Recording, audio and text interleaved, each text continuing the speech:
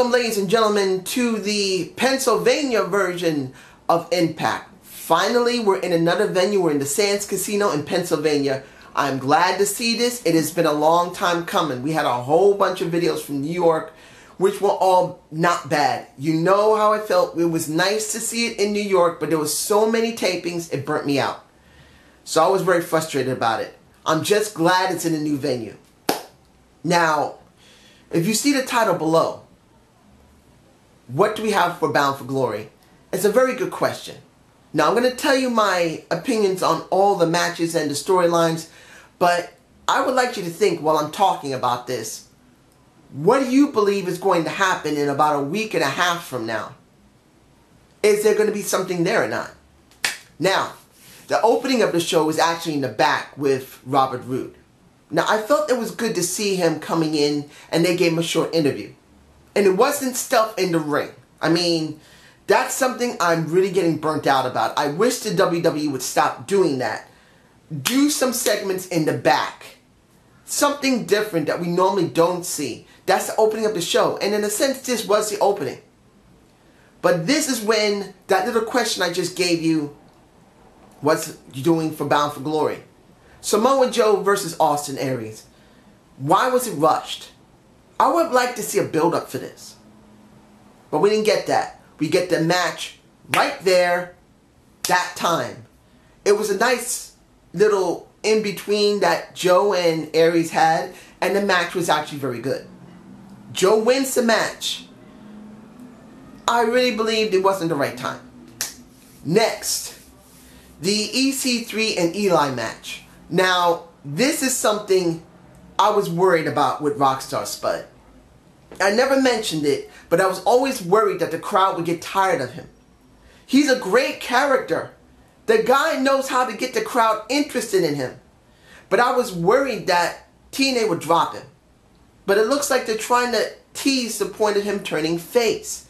And the crowd in the stands want him to turn face. Ladies and gentlemen, this is a point for Rockstar Spud that I'll give you to like this. Not all the time do you need to wrestle to get over in the wrestling business. You can actually be in the back, be in the background, and be one of the most beloved people you could think of or the most hated. Look at Bobby Heenan. Look at the Mouth of the South, Jimmy Hart. Look at Mean Gene Okerlund. And then to a point, Vincent Kennedy McMahon until he went into the ring himself. People who always tend to be more of something in the background can come to the foreground and be the most beloved or be the most hated.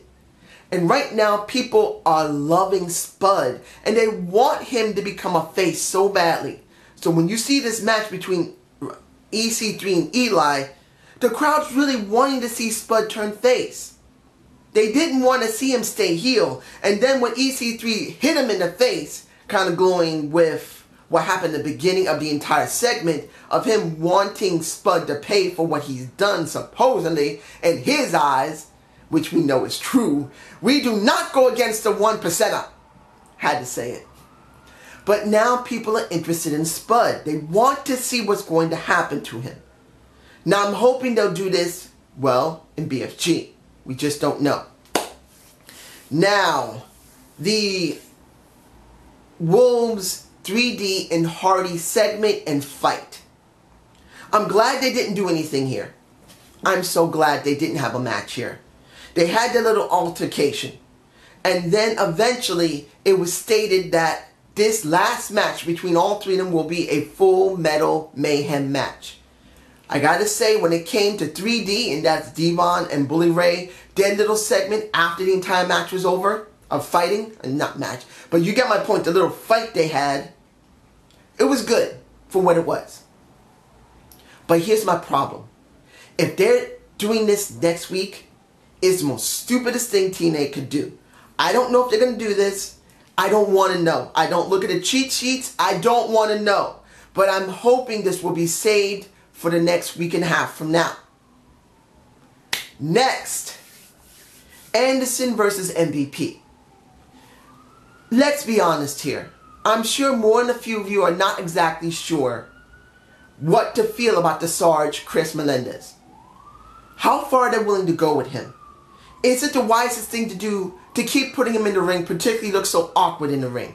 Should they finally tell him get rid of the fucking leg and work like the Zach Gowen plan and let him just go one-legged? Because there's a danger that the people that he's wrestling with could actually get hurt on that leg and break a bone. Or, worse than that, he could actually hurt himself with that fake leg on because it's not an actual leg. It will not bend when you want it to bend. It will not straighten when you need it to straighten. And he could hurt, let's be honest, his stump. He could get hurt wearing that leg. How far are they going to go with this? Will they give him a much more prominent storyline? This is a big question we just don't know yet. But I do believe this is the wisest thing they need to do right now. Look, people still love him. People are over for him. Look at the people in the stands. The crowd wanted to see him kick the shit out of a MVP and a Kenny King, baby. I'm still kind of pissed at Kenny for acting like a kid, but I still love the man. He does have great potential. I just wish they would stop. He would be told, look, Ken, you need to be more serious. Stop acting like a kid. That's just me personally. You guys can tell me below about Kenny. I would like to hear that. But when it comes down to it, ladies and gentlemen, having Mr. Anderson deal with MVP in a sense on behalf of Chris Melendez is actually not that bad. You know why? Because if he has to get in the ring, it should be something that's special. You needed him to get into the ring a couple of times just to show that he could do something. But now, if I was the brass in the back in TNA, we got a guy who's a legit former veteran in the military. Basically, a Marine, baby. Hooah! But the point here is, he does have the size. He can lift people on his back and do some moves. He does have some talent. Is he green as hell? Hell yes! So that's not going to be taken out of the equation. But if you're going to use somebody like that to give more publicity to your show and also give a guy who really loves the business a chance to let him know what it feels like to love the business. Even if they don't use him on a permanent basis, if it's for a year contract or a 2-year contract then he's gone, make it relevant. Give the guy something to bite into. Give him a feud. Let someone on his behalf wrestle for him. And then at a pay-per-view or a very special impact, then give him the moment he deserves to get over. Or let him get his butt kicked and build up into a moment that he deserves. This is how you get people over. At least if it's not 100%, it's a good way to get them at least part of the way. If they just keep throwing him into the ring, it's going to look way too awkward. People are going to feel very uncomfortable watching him in the ring. As much as people are cheering for a former vet who's willing to get his butt kicked in the ring and could get hurt, legitimately, you got to make sure that people want to see more of him. To say, shit, this guy, even with a fucking fake leg, has kicked some fucking ass. This is what you really want. So I'm glad this happened, and MVP did get over Anderson, which continues the feud. I'm alright with that. Now, the Robert Roode segment. Early in the very beginning of the show, we had it, just like I said. And then we had him talking to Lashley, a MVP on his behalf, and Kenny King acting like a kid in the back. But let's be honest here. Seeing that Bobby Lashley could actually turn face and actually have a feud with MVP could actually happen. I'm actually kind of cutting to the chase here because I could say what happened with what Robert Roode said, and it was actually good. But the point was that you wanted a Lashley to have a rematch. We got to have something for Bound for Glory. Because this makes no sense, getting this rush so damn fast.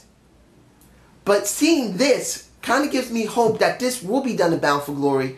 And there is a good chance that Lashley could turn face and he could have a feud against an MVP. Does that mean that's going to be great? Well, it depends on how they're going to package Bobby Lashley as a champ, as a face champ, not talking often. Because that's what it really comes down to. If they're actually going there. Because they may not go anywhere with this. This could just be a tease.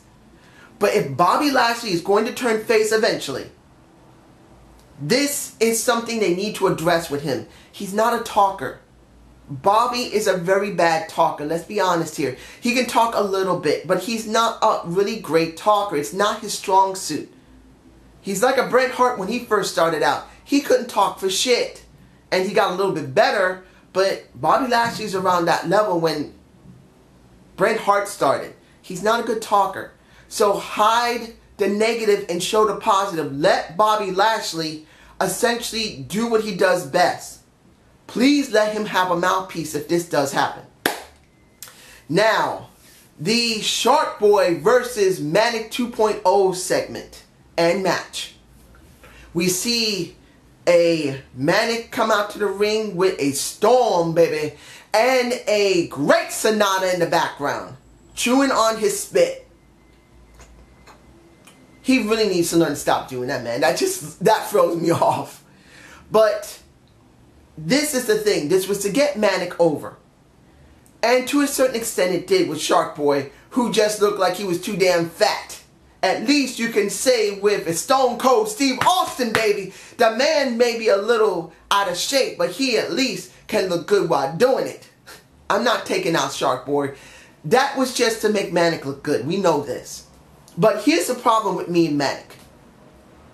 His moves are not too different from what he had, but he is accentuating what he has by always looking at Storm, and then the camera's always focusing on Storm, and the commentary team making sure that people know that Manic is focusing on Storm. At least I can say Mike and Taz did a good job here.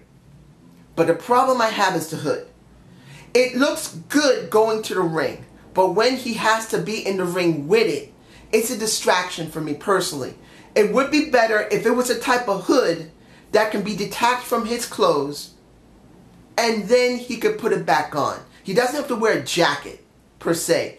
He just needs to wear something to connect it to it or something, because this is a severe distraction. He could have like one of those fake turtlenecks that you can tuck in the back of your clothes.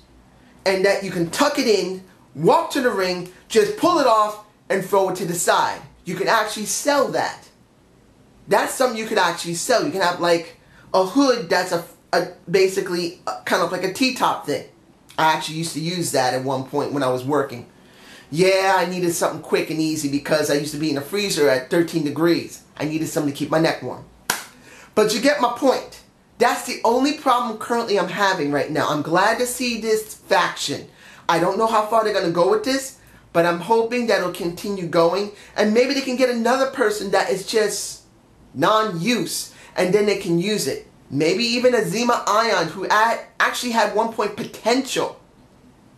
I would love to see a Storm grab a Zima Ion and completely turn them on his heels and then go against the Bromance and fucking kick their ass. That actually would be something very interesting. Now, finally, the one thing I've been saving for the end. Something that should not be done now. The Havoc and Gail Kim match. Now, early in the night, Havoc beat the shit out of the Gail Kim. They showed a segment in the back with a Kurt Angle who is doing a good job, mind you. He's not being seen. Sorry about that. My battery died again. But as I was saying, I'm glad to see Angle in a very, very limited capacity. Let him be seen once in a while, which is good. In this respect for Havoc and Gail Kim, I gotta say it was done well. It was. Was it rushed? Fucking hell yeah. This was too quickly rushed, because they could have done this at Bound for Glory. I'm going to say this about the match. It was okay, but I'm going to be honest here. I have to say this, and I hope any ladies that are watching this, you don't get upset. But seeing how Havoc's clothes have been designed and cut is actually very nice to see, because her breasts bounce very nicely. I'm enjoying the booby bounce, the titty bounce, or whatever you want to call it. For the simple reason that Havoc is a big ass woman. Compared to me, Havoc will probably be this tall. I'm 5'8.5". Havoc is maybe about 5'10" at least. She's not a small woman. She's actually very good looking. As I know you're going to say, dude, she's not that good looking. She is to a guy who's by himself. She has a nice boob bounce, And she actually moves decently well in the ring on top of that. I had to recover from the breast talk. But let's be honest here, and this is what this is all about. Rushing what shouldn't be rushed. Look, a lot of things has been done, like the Bobby Lashley and Robert Roode match has been rushed. Havoc has been rushed. Austin Aries with Samoa Joe could have been done at Bound for Glory. The tag team match, which we don't know yet, these guys having a Full Metal Mayhem match may actually happen next week, which would be stupid, but let's hope it is being saved for Bound for Glory.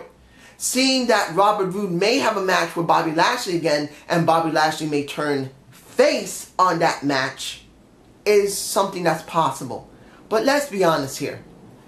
I don't know what it is. Is it because Wrestle 1 is going to be taking half their show up? In other words, they're going to be doing half the wrestling matches with Wrestle 1, and the other half will be for TNA. In a sense, I can understand. But the X Division should be still prominently featured. The Knockouts Division should be prominently featured.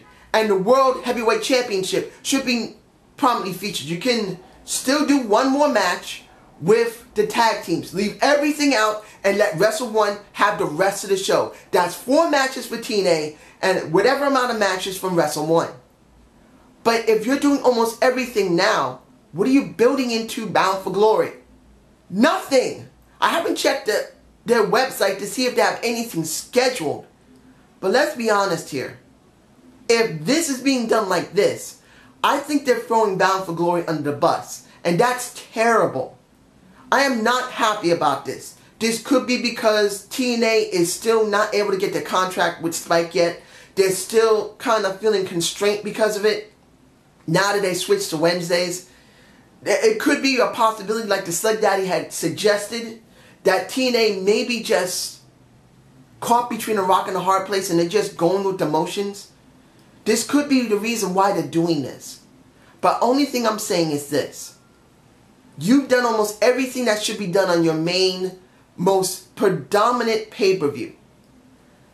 And there's nothing going on now. I don't know how to feel right now as a wrestling fan. I still love wrestling, ladies and gentlemen. I do. Even with the WWE, as shitty as it is, there's still things you can pick out of it that are still good. And TNA looks like they may be turning a leaf if they're willing to go 100% full bore with it. They brought back the 6-sided ring. They brought in Havoc and now let her win the championship. They got Bobby Lashley, hell, a black wrestler who now has a world title still. That's something you don't hear. These things are good for TNA. But I don't know what's about to happen. After Bound for Glory, we may not see them on Spike. And if we do see them on Spike, will they finally feel unrestrained because maybe they finally got their contract negotiated or not? Is that the end of October, near Halloween? I just don't know how to feel, but I'm really hoping they straighten themselves out.